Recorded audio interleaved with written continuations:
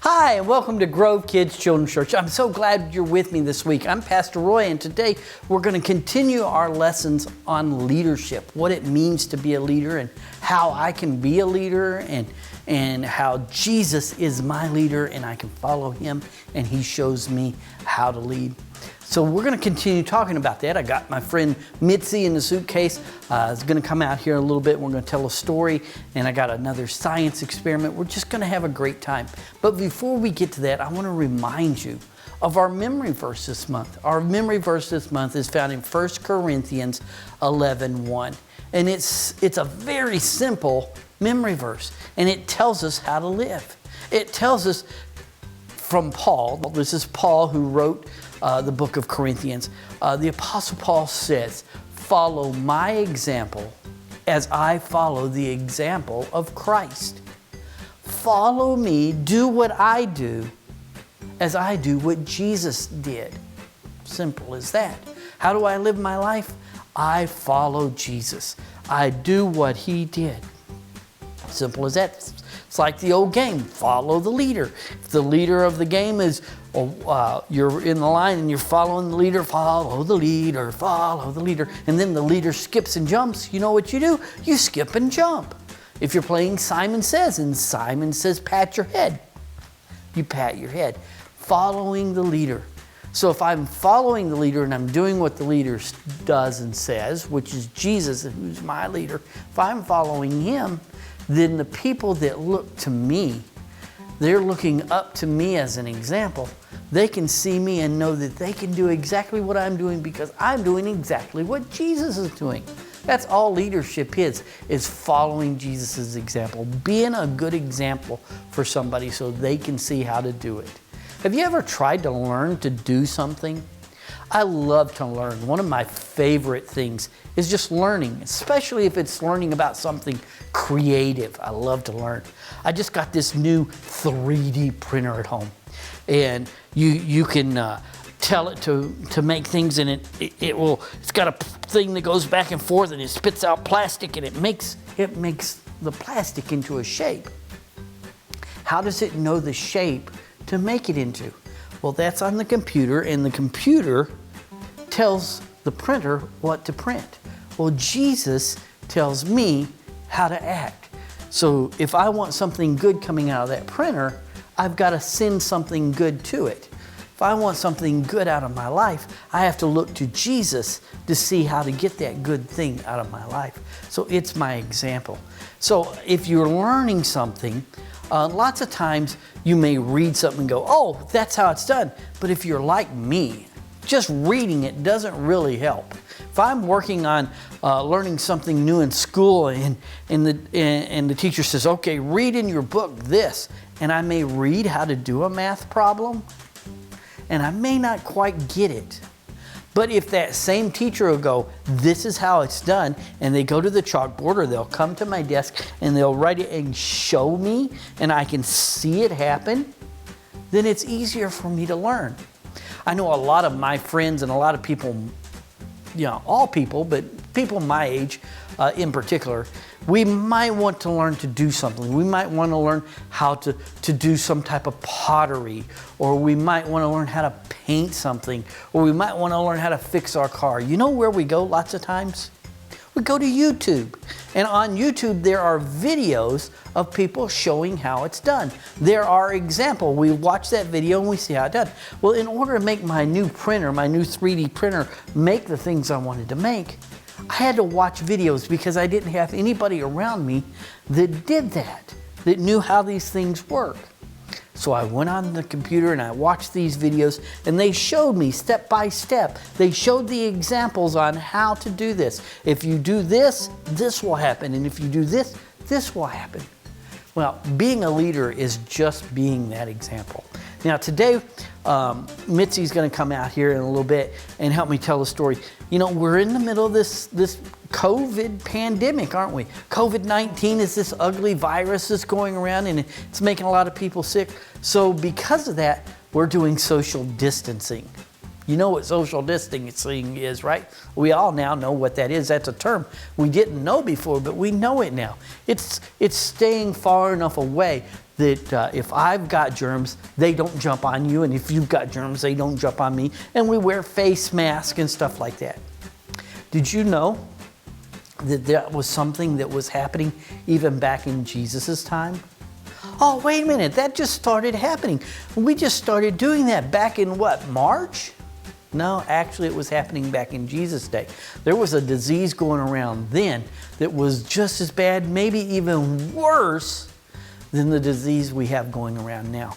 And Mitzi's going to come out, and I want to tell the story of how Jesus found out about this social distancing thing and what he did with the people that were sick. So hang on just a minute. Hey, are you ready to come out? Oh, yeah. I'm so excited. Oh, this is exciting. I get to come out. I love it when I get to come out. Oh, I'm out. Yeah, I'm out. Skip, would you calm down? I can't calm down. Yes, you can. No, I can't. Yes, you can. I'm ADHD. I know you're ADHD. Amphibian's doing the happy dance. I'm so excited. All right, well, I'm glad you're excited. Well, but I brought you out today. I want you to help me tell a story, so I need you to calm down. Okay, I'm calming down. Calm down. Okay, I'm calmed way down now. I see that. You're way down there. Well, tell you what, why don't you calm back up? I get to come back up. Oh, yeah. Okay, okay, kind of in between. Okay, how's this? Is this good? Okay, that's good. All right, well, Mitzi, I brought you out today because I want to tell you the story of Jesus and the 10 lepers. Leapers! I'm a good leaper! I'm a frog and I can leap. No, not the 10 leapers, the 10 lepers. Oh, I don't like leopards. They have too many teeth and they'll eat ya. Not leopard and not leaper. No, we're talking about leprosy.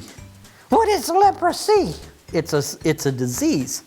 It's a disease that causes your skin to kind of get all scaly and maybe parts of your body fall off. Oh, I know a song about that. You know a song about that? I sure do. It's called Leprosy. Okay, so a song about leprosy is called Leprosy. Sure is. Leprosy. All my skin is falling off me. I'm only half the frog I used to be. Where's my nose? I don't know. It went away. You don't have a nose. I know it went away. All right, stop it.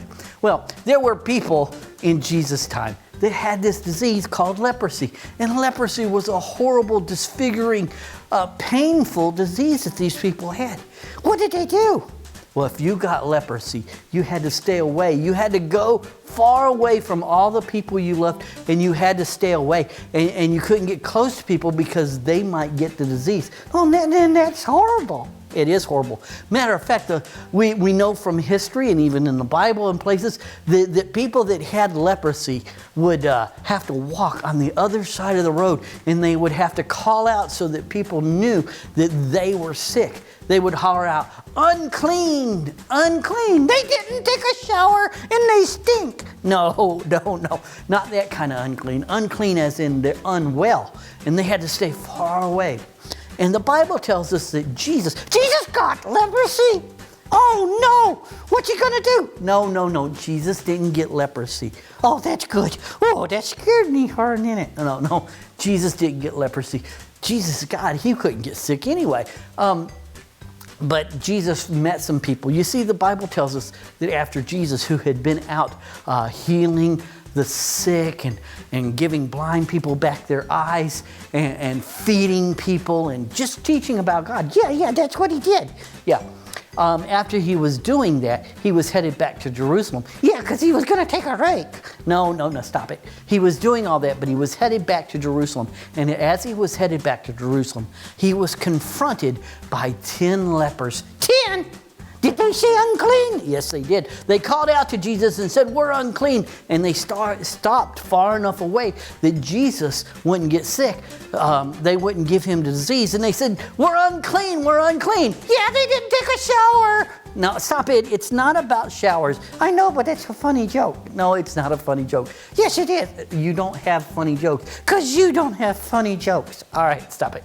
Well, anyway, they said we're unclean. Would you sit still? I can't sit still. Come on. I'm trying to tell a story. I'm trying to help. All right, come on. So they said we're unclean. Yeah, they're unclean. So Jesus ran the other way. No, he didn't run the other way. Jesus actually walked up to them. Oh, no. He didn't do that. Yes, he did. He walked all the way up to them, and he looked at them, and he saw their disease, and the Bible says that he had compassion on them, and he told them to go show themselves to the priest. What does that do? Well, they had to show themselves as a priest. Matter of fact, if you got that disease, if you woke up and there was a white patch on your skin and you thought you might have leprosy, you'd have to go to the priest and you would show yourself to the priest. And the priest would decide if you were sick or not. And if the priest said, yes, that's leprosy, then you had to social distance, you had to go away. And so they had already showed themselves to the priest. Then why do you have to do it again? Well, they have to do it again because Jesus said, go show yourselves to the priest. And they'd already done it once. That's why they knew they had leprosy. Even the one guy that maybe just had a spot on his skin. And there were other people who may have lost noses and were blind from the disease and everything. Well, all these different people, there were 10 of them there, had already shown themselves to the priest. And now Jesus said, go show yourself to the priest. So they did that. They all turned around and went to show themselves to the priest. And as they left, their skin began to change and it began to grow back. Noses came back, and people that were blind, they got their sight back. No way, really? Yeah. They could see again? Yes, they could. And they all went running to show themselves to the priest. And as they went, they realized they were parts of their bodies were growing back. Maybe somebody that was limping because they had lost a foot. That foot had grown back and then could now run. They were all excited and they all began to shout and cheer. And one of them, though, he realized that what was happening was from God. So the Bible tells us that he turned around. Wait. He can't turn around. He's got to go to the priest. He does need to go to the priest. Jesus told him to. And we got to do what Jesus says. Yes, we need to do what Jesus tells us to do. But the priest could wait just a second because this guy realized that Jesus was where his healing was coming from. So he turned around and he came back to Jesus to thank Jesus. He did. Yes. You see, the 9 other lepers, they didn't come back. They didn't. They should have said, thank you. That's awesome, because thank you and please are the magic words. Yes, thank you and please are magic words. But this guy, he came back to Jesus, and Jesus told him not only was he healed from the sickness, but his faith had made him whole. You see, he had become an example to the other men that had gotten saved, and even examples to us. You see, he became a leader. He did the right thing even when nobody else did. He did. Yes. But Jesus told him to go to the priest. He did. And Jesus tells us to do a lot of things, but there's a lot of things that we just need to realize we need to do. We need to be grateful, and this guy was grateful. And we need to be humble, and he was humble. And he came and he fell on Jesus and he hugged Jesus and he said, thank you. And he began to bow down and worship him. You see, he was an example. He was a leader. And a good leader is an example even when nobody else is doing the right thing. A good leader can be the example. And that's pretty exciting. It is really exciting. And I finally calmed down. I see that you finally calmed down. But you've calmed down just in time. Just in time for what? Just in time to go back in the suitcase because I'm going to do something with a pickle. Oh, I love pickles. Can I stay? No, you got to go back to the suitcase. See you later, guys. Going back in the suitcase. All right, get in there. I'm in the suitcase. All right. Well, you know, when we do what's right, sometimes we do it alone. Sometimes we may be the only ones who are doing what's right, or at least it may feel that way. And the leper, he was the only one, the one out of the 10. The other 9 went on their way, and they were excited, and they were probably praising God for what had happened, but only one turned around to show thanks. Only one showed himself to be the true leader because he was the example. He was the example to you and me to remember to tell Jesus thank you for the things that he's done. He was the example for those guys that were going on to the priest. When we do the right thing, we follow Jesus, we say thank you to Jesus. We humble ourselves to him. We give him praise. Then we're examples to those that are looking up to us. You see, what had happened in his life was that he was totally transformed. Did you know that the Bible tells us that we are all to be totally transformed? We are. Matter of fact, the Bible says that if any person has Jesus in their lives, allows Jesus to come in and wash the sins away, that person becomes something totally new. It says they become a new creation, a brand new thing. Not the old person that they was, not the person that was always messing up and always sinning and always doing the bad stuff. Instead, we become a brand new person. We become a brand new creation, something totally different. Well, the leper was totally transformed. He was no longer that sick, disgusting, icky person covered in scabs and oozing pus. Instead, he was brand new. He got brand new skin, and maybe parts of his body grew back. Maybe his nose grew back, or an arm or a leg. Maybe he's the one that was blind and he got new eyes. Whatever it was, he was totally transformed and became something new. Now, I want to show you something we've been talked about all these weeks. We've talked about being the light as well. A leader is a light. And I did the light bulb trick where the light was full of salt. And then last week we did the chemicals and all that. Well, I've got another light thing that I want you to do, but it reminds me of being transformed as well. A leader is a transformed person, a person that God has made new, and they can show everybody else how to become new. How many of you like pickles? I have some pickles here. Pickles are pretty cool. Not only do they taste good and come in different flavors, I love what we call the bread and butter pickle. They're nice and sweet and they taste great on your hamburger. But I also like a dill pickle too. A dill pickle is great with a tuna sandwich. So there's all these different pickles. But what makes a pickle so cool is that a pickle starts out his life as something different than a pickle. You know what they start out as? They start out as cucumbers. Have you ever had a salad that has a cucumber in it?